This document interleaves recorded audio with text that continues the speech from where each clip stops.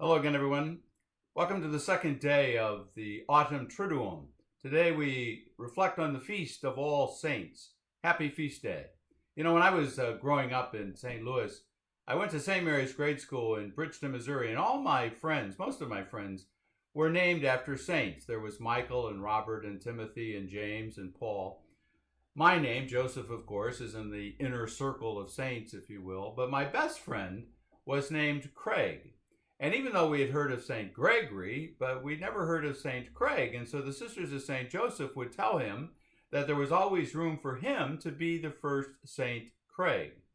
In those days, parents often named their children after the saints, those we know from the communion of saints, those who were in the inner circle, if you will, of God's beloved, or names that came from members of their family. My name, Joseph Francis, is after my grandfather and my father. But when I hear a newborn child given a name that I've never heard of before, I often think of those Sisters of St. Joseph, reminding us that every name, the call is the same, to grow into that sanctity to which we are called.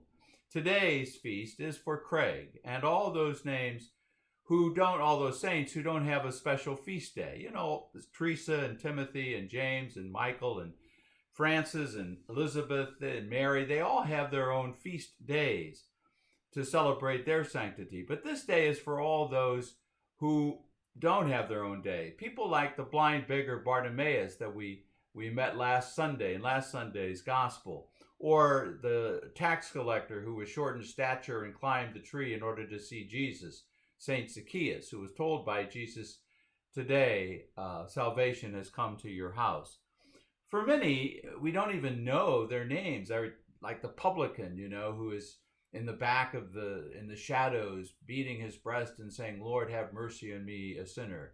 There are so many nameless saints in Scripture, like the mother of James and John. We don't know her name, and yet she was there at the end, at the cross of Jesus in Matthew's Gospel. Or her husband, Zebedee. We do know his name, but there's no feast day for Saint Zebedee that I'm aware of.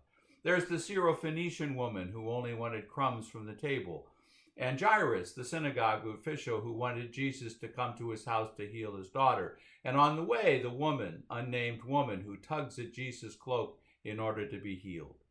There are so many others who throughout Scripture and throughout our lives really are models of discipleship. And what they have in common is a deep and abiding faith, and also the knowledge that their sinfulness is not a roadblock to sanctity, that they place themselves squarely in God's mercy.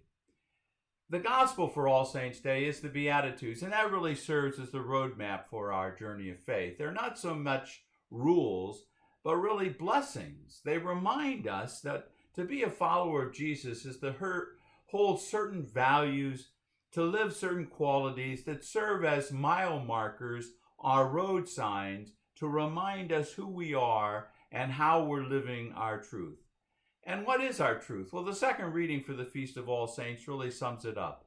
See what love the Father has bestowed on us in being called children of God. Yet that is who we are. Even more, he says, we are God's children now. What we shall later be has not been revealed.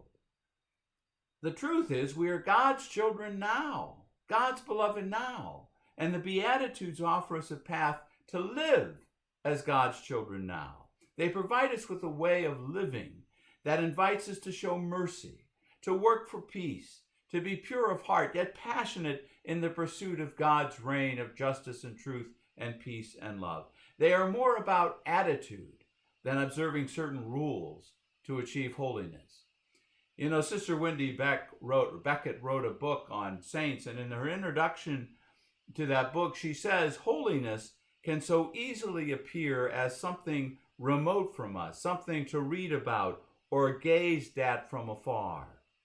Yet to be a saint, she says, is wholly and practically a realistic growth into our own truth. To become a saint is to be faithful to the truth of who we are as God's beloved. We are God's beloved children now. And that is what makes us saints. Sadly, I lost touch with Craig over the years, but on this Feast of All Saints, I pray he's on the road to fulfill his promise of becoming Saint Craig. And I pray each and every one of us are on that road of becoming who we truly are as God's beloved. Have a blessed All Saints Day. We'll talk tomorrow on the Feast of All Souls. Stay safe, God bless, and God bless your family.